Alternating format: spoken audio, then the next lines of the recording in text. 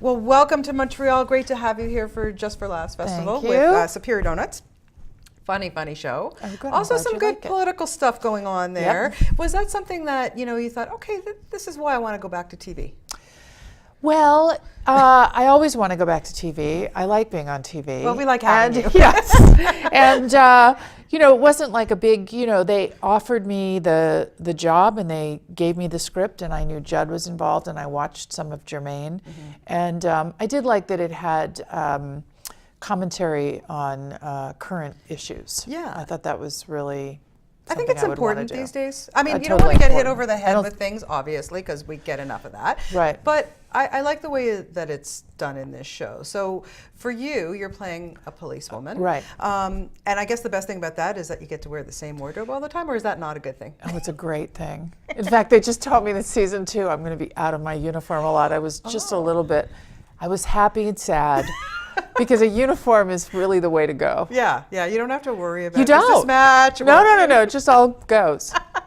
Okay, so tell me a little bit about, well, let's start with Judd Hirsch. I mean, man, veteran, I can't even believe the guy's in his 80s. He acts like he's, 35. I mean, it's seriously amazing. Yeah, what do you get from working with a man like that?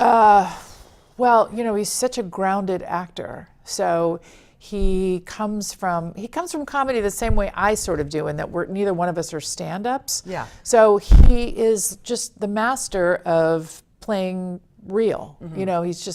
He's not playing it for a laugh.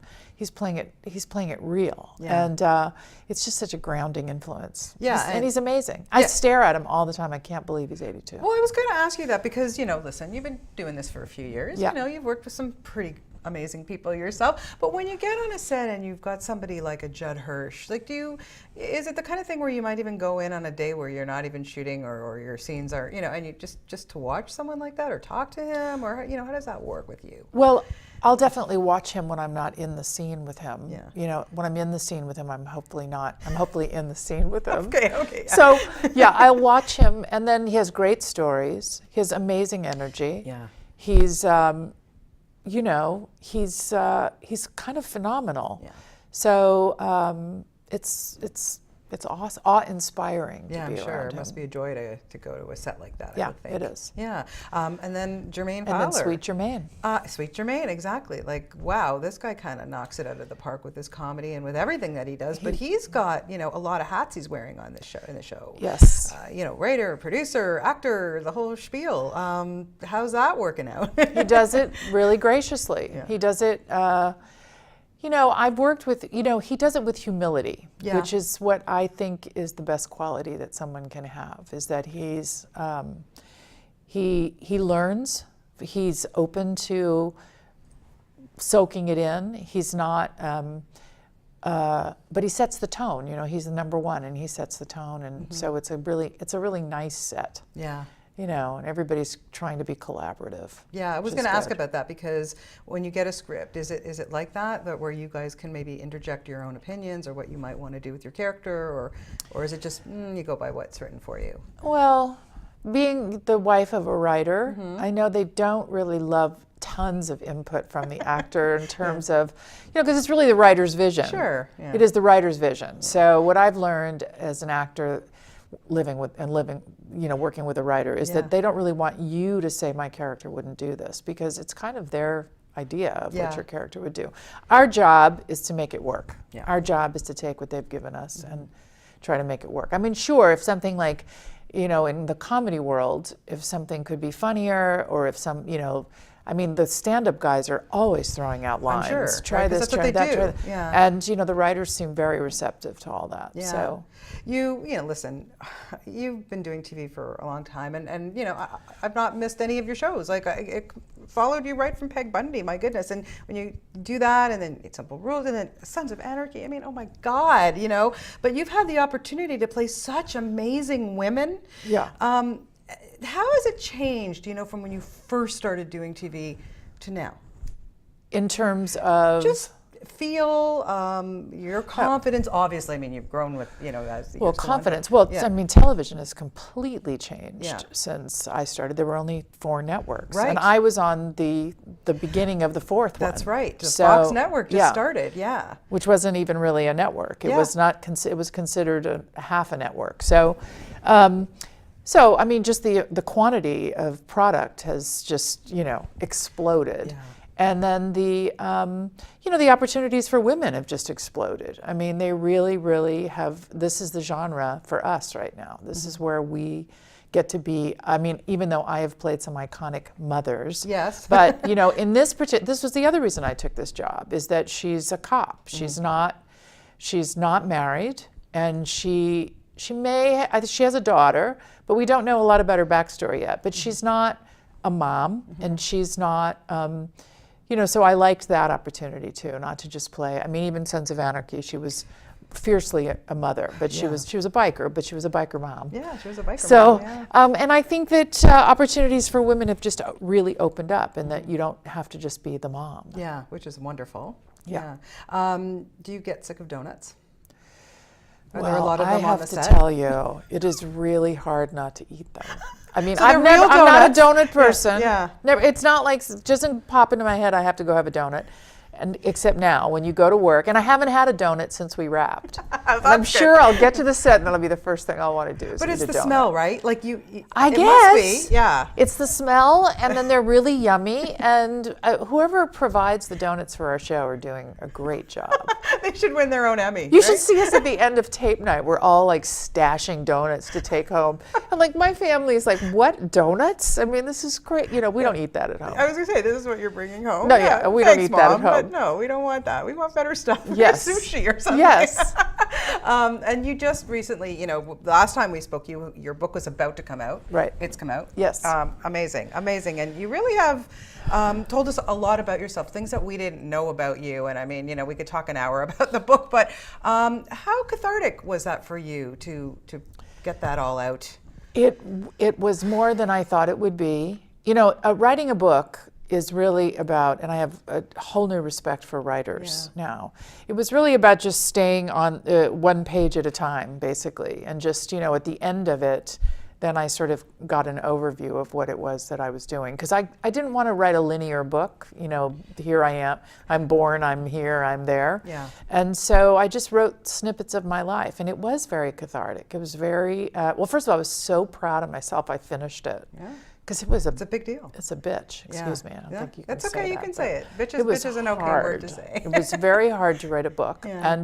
And now I love to write. Now I'm taking a short story class. So Now I want to write something else. Are we going to have a collaboration with your hubby, maybe? Like a TV series for the both of you write together? No. I don't think, he is so masterful at what he does. Yeah. And I don't even want to. But I do have a newfound respect for him, I must say, having written a book and then having now studied sort of character writing and short story writing. And, it's hard what you guys do, writers. Yeah. Well, and like I say, you're so multi-talented. What about your music? Where are we going to get some more of that? Yeah. We have a new record out. The Reluctant Apostles is the band. And we're playing locally around LA. We'd love to come to Canada. Well, I was going to say, I mean, We'll come to we're Canada. Toronto. We really should have you. Oh yeah, we come to Toronto. Okay. But you have to pay us. We have to have enough money I get it. to go. So, but it's really good. It's such a good band, and so we play whenever we can. Yeah. When somebody will pay for us. Okay, we'll work on that. We're going to have to get some. Yeah. Once this airs, we're going to find you. Are you We kidding? need like could give 3 somebody to gigs bring in a you. row to Yeah. make it so that we would come all the way to the East Coast. Yeah. So we need a little, East Coast A something. little tour. Yeah. Okay, well, we'll have to. I might have to be your tour manager. Okay, or great. something. That'd be Okay, great. we'll work on that. Now, of course, I mean, listen. Every time someone talks to you, they always go back to Married with Children. I mean, it's just what it is, and I get. But do you guys still keep in touch? I remember once you had like an Entertainment Weekly reunion picture thing, and I thought that was so cool because, listen, I grew up all these shows, and I love seeing my old characters get back together. But is there ever a chance, like I mean, Ed O'Neill, he has another hot wife now. He only does. gets hot wives. He only does, yeah. But maybe we could see you come on Modern Family as a little guest character or something. Well, they did speak. Ed came on 8 Simple Rules Yes. and played my old boyfriend. And then, why do I think there was talk about that? There was some sort of buzz about it, but the ball just always gets dropped. Yeah, it's just like typical Married with Children fashion. Yeah, I guess we don't quite get there all the way. So, I mean, not that wasn't the success of the show, but that was sort of the way the family was. They never could quite get it together. Yeah, well, that was exactly. That's why we love them so much, yes. right? Because everybody could kind of relate to them. Yes. I think. Yeah, and then Christina. I mean, she's just doing so well, and it's just fun to see everybody grow up and do well. We all stay in touch. We go for each other's star ceremonies. That's a good thing. Yeah, so that's good. And then kids and family, and I love them. I will always love them. Well, I was going to say, because it must be hard after you wrap like 8 Simple Rules, you had a family, they're all going on to great things, and then Sons of Anarchy. I mean, oh my God, to have to say goodbye to Charlie, yeah, I'd be upset. That was upsetting. But it's like you're leaving your family when these shows end. It's got to be a little difficult, I think. It's difficult, and then it's also in the world, like for Sons of Anarchy, it ended in the proper way. Yeah. So it was like, it was sad to say goodbye to the people, but good to say goodbye to the characters. It was sort of like they all sort of ended their stories, and so that was a really satisfying experience. Yeah. But but we see them at Christmas, and they come over to the house, and you always stay in touch with people that you work with that long. Yeah, and just lastly, I want to make a comment about we watched Who Do You Think You Are, the show where you go back and you wasn't that wild? Okay. Honestly, how did you get through that? Because when you met the woman who knew your mother, Tinker, I think her name was. I was bawling my head off. I don't know how you kept it together, but I know. That was amazing. It was amazing. Show. Well, and to find out I'm Amish. Like, how does that work? They just come to you and say, okay, here's your genealogy. You go into Ancestry, look it up. How does this work, show? Because it's so fascinating. They come to you, and then they look around your life, and they only ask you to do the show if they found something that is really something you don't know about, or like people would go, oh my God.